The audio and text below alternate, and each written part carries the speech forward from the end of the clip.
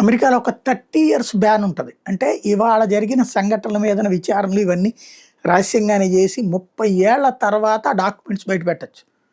అంటే ఒక ఒక తరం అయిపోయాక యంగ్స్టర్గా ఉన్నోడికి వృద్ధాప్యంలో సమాచారం ఇస్తారనమాట.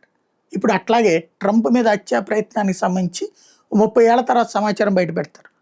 నాకైతే ఆ జరిగిన సంఘటనలో కనబడుతోంది. ఆ పర్సన్ ఎవరైతే ఎడ్యుకేటెడ్ అని చెప్తున్నాడో, తుపాకులు తీసుకుని వస్తున్నాడో, లోపలికైతే ఎంటర్ కాలేదు అతను.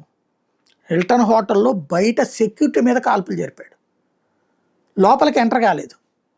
కానీ లోపల వీళ్ళందరూ కింద దాక్కోవడం, ఆ పైన పరుగులు పెట్టడం ఇదంతా జరిగింది. అంతెందుకు భయపడిపోయారు? అది కూడా వైట్ హౌస్కి సంబంధించినటువంటి కరస్పాండెంట్స్, అంటే ఆ వార్తలు కవర్ చేసే జర్నలిస్టుల మీటింగ్ అక్కడ. అందులో ఆ పొద్దున పూట్ల వాళ్ళకి సంబంధించినటువంటి ఉద్యోగిని చెప్పింది, సాయంత్రం బాంబులు అదే తుపాకీ తూటాలు లాంటి సౌండ్లు వినబడతాయని. అంటే అమ్మాయి ఏంది, జర్నలిస్టులు కదా క్వశ్చన్స్ వేస్తారు అన్న ఉద్దేశం అయ్యి ఉండొచ్చు. కానీ ఫైనల్గా ఏం జరిగింది? ఈ ఇంపాక్టు అక్కడ అతనేమి వాస్తవందే తుపాకీతో కాలిస్తే భద్రతా బలగాలు కాల్చి అవతల పడేయాలి, చంపేయాలి.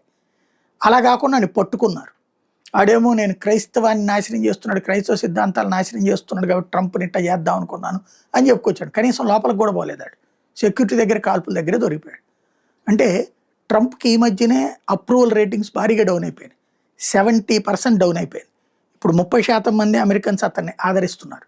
ప్రపంచ దేశాల ముందు జోకర్ అయిపోయాడు, కమెడియన్ అయిపోయాడు. కాబట్టి ఒక సింపతి గేమ్ ఆడటానికి తనే చేయించుకున్నాడు అన్నది కూడా డౌటే.